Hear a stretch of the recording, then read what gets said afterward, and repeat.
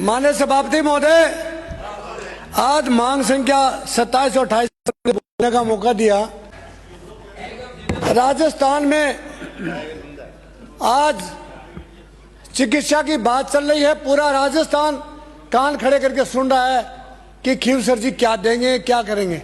कुछ मुझे लगता नहीं है। जो पानी से नहाते हैं वो लिहाज बदलते हैं, पानी से नहाते हैं वो लिहाज बदलते हैं, और पसीने से नहाते हैं वो इतिहास बदलते हैं। तो खींवसर जी कभी पसीने से नहीं नहाए, जब से जन्म लिया तब से पानी से ही नहाए हैं, क्योंकि राजघराना से ना पसीना आएगा कहां से। कि गांव में डॉक्टर नहीं, छोटे हॉस्पिटलों में नर्स नहीं। आप ये बताइए कि डॉक्टरों में सीएससी और पीएचसी में कोई सब्जेक्ट के डॉक्टर नहीं। आज स्थिति यह है कि आप जब से मंत्री बने हो, मुझे लगता नहीं कोई व्यवस्था में सुधार किया होगा। आप एक सुधार तो किया है, ये 3 काम तो आपके पक्के ही। चाय पीजिए, कॉफी पीजिए, बिस्कुट खाइए, इससे काम नहीं चलेगा। आप बीमार और करेगा। माननीय सभापति महोदय, आप ये चिकित्सा के मंत्री होकर के बीमार करते हैं, बिस्कुट खिलाते हैं जो बता से बनते हैं। आप बताइए, जो अब ये नहीं समझ पा रहे अभी तक आने वाले, बीमार क्यों कर रहे हो? ठीक तो कराने की आपकी श्रद्धा हो ना हो, पर बीमार और कर देते। बिस्कुट खाओ तो बिस्कुट खाने की जगह हम अप टू डेट आदमी को बिस्कुट खिलाते हैं। इसलिए मैं कहूंगा कि आप व्यवस्था में सुधार करने की सोचें। आपका डॉक्टर गांव में 2 बजे के बाद में छुट्टी कर देता है, 3 बजे दोबारा नहीं आता। मैंने 3 दिन पहले भी कहा था, आपने ठहराव अभी तक सुनिश्चित नहीं किया। कंपाउंडर जाके शहर में सोता है, नर्स जाके शहर में सोती है, डॉक्टर जाके शहर में सोता है। क्यों? आप उसको बोनस दीजिए, आपको हॉस्टाउन को फैसिलिटी दीजिए। जब आप वहां मकान बना हुआ है फिर भी डॉक्टर नहीं सो रहा है, नर्स का वहां मकान है फिर भी नहीं सो रहे वहां। बताइए आपने कोई महसूस किया क्या कि हमारे गांव के लोगों की हालत है? क्यों आपने गांव देखा नहीं? जगह पार्टी ने कदे बीवाई बो के जाड़े पीड़ा पड़ाई। आप शहर में रहे, शहर में अच्छे अच्छे डॉक्टर हैं, अच्छे अच्छे हॉस्पिटल हैं, आप गाँव की दिशा देंगे। जी झोंपड़ी से हम आए हैं, खेत और खलिहान जाए, उसको हम जानते हैं खेत और खलिहान के लोगों की दिक्कतें क्या है। पर यह भी मालूम कर दिया, आपको बताना चाहता हूं कि देश की आजादी का रास्ता खेत और खलिहान से गुजरता है, न कि कोई जयपुर से गुजरता है। इसको आप ध्यान दीजिए, बातें बाद में करिए, पहले ध्यान दीजिए। हमारी ये योजना है, इंप्लीमेंट करिए ना। कौन सी योजना लागू किया आपने? हमारे कांग्रेस सरकार में कोरोना के टाइम में ये ऑक्सीजन गैस प्लांट लगाए। आपने एक भी कोई काम में नहीं लिया। और आपकी मजे की बात है, उसके झाड़ फूक करने का भी आपका अभी तक कोई नौकर नहीं है। कम से कम कोई भी मिलिट्री की लड़ाई हो न हो, पर हमेशा हथियार तो तैयार रखते हैं ना। कोई ये थोड़ी लड़ाई नहीं होगी तो हम हथियार तैयार नहीं रखेंगे। सेना तो बॉर्डर पर होनी चाहिए। आपको मालूम है कभी आ सकता है कोरोना, फिर आपने कभी देखा कि प्लांट को खोल के दिखाया गया बीच में कोई खराबी तो नहीं हो गई है? कुछ नहीं, जो चल रहा उस सिस्टम को क्लैप्स कर दिया। इसमें सुधार करिए। आप नाराज मत होइए, हम आपको बहुत बात बता रहे, जीवन में आपके काम आई। चिकित्सा की भर्ती में लापरवाही, डॉक्टरों की पदों की तत्काल भरे, न तो कोई भर्ती किया। और डॉक्टर किए ना तो 800 डॉक्टर एपीओ बैठे थे। मैंने बेसट वाले दिन आपको कहा, उस दिन रात को आपने डॉक्टर को लगाया। एक एएनएम के जगह 3 एएनएम बैठी, आप कह रहे स्टे लेके बैठी। क्यों? स्टे देने वाला अमेरिका से आता है क्या? जापान से आ रहा है क्या? आपका सरकार का स्टे देने वाला है। आप इसमें व्यवस्था करिए ना। डॉक्टर स्टे लेके बैठ जाता है, एक पद के ऊपर 4-4 डॉक्टर बैठे, 4-4 नर्स बैठी, सारे पद खाली पड़े। आपने डेली वेजेस का आदमी लिए थे 10 साल पहले। आज भी था डेली वेजेस का आदमी काम करेगा क्या? दिन में उदास रहेगा, भूखा मारा क्या काम करेगा? आप उसको तत्काल परमानेंट करो, जिससे उसकी आत्मा खुश होगी और काम करेगा। उसका ये रहेगा, सरकार ने मुझे मैंडेट दिया है, मुझे पैसा बढ़ाया है, तो मुझे काम करना चाहिए। कोई तो हिम्मत करे, अगर आप कहोगे आपकी सरकार ने नहीं किया, हमने उनको डेली वेजेस में तो लिया ना, आप उनका क्या करें? वही जनाओगे क्या? फिर आपको लाके इसलिए आए थे कि आप बहुत बड़े इंटेलिजेंट हो, बहादुर हो, तब आपको सरकार ने, जनता ने आपको मैंडेट दिया। उसका कोई उपयोग नहीं कर रहे हो। इसका करिए आप, तब आपको मजा आएगा कि मैंने कुछ किया है। आप देखिए, हॉस्पिटलों की जांचों की जो मशीन है वो डॉक्टरों ने बंद कर दी, और बंद करके ताला लगा दिया, और जांच के लिख देते बाहर करवाइए। उसमें 33% डॉक्टर का कमीशन होता है।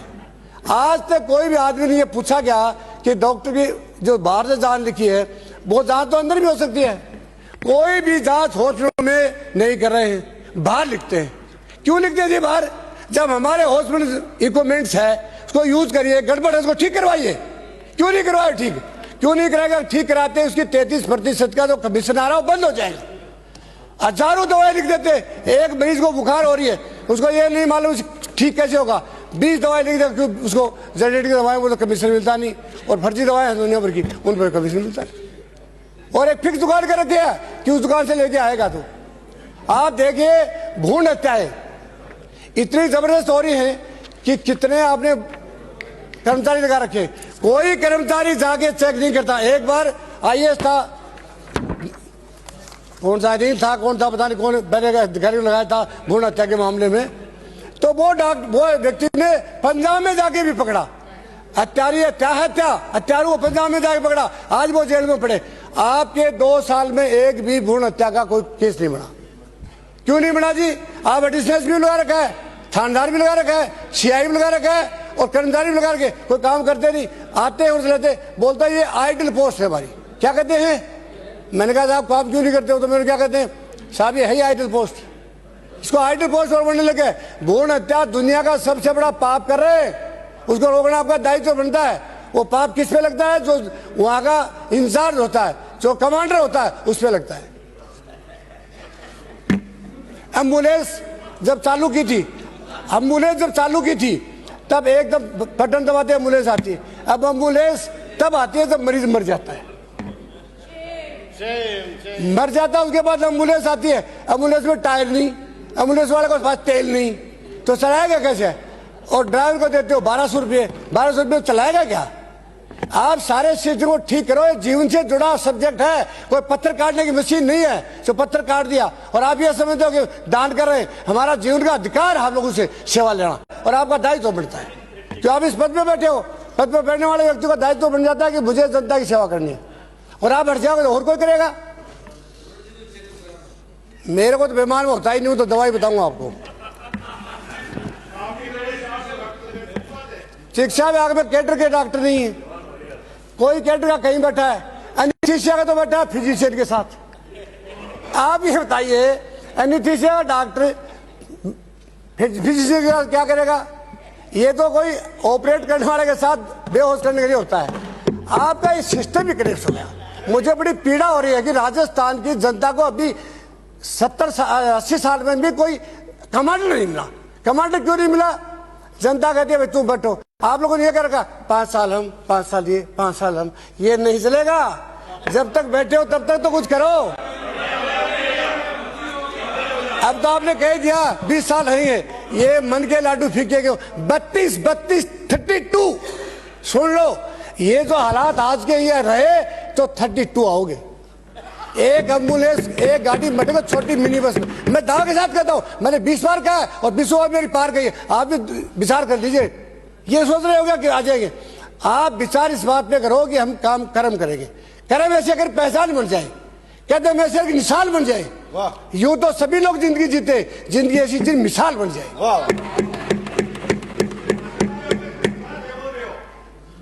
आप डॉक्टरों को बताइए कि वो चैत्र के मास में नीम की पत्ती हर रोज खाए।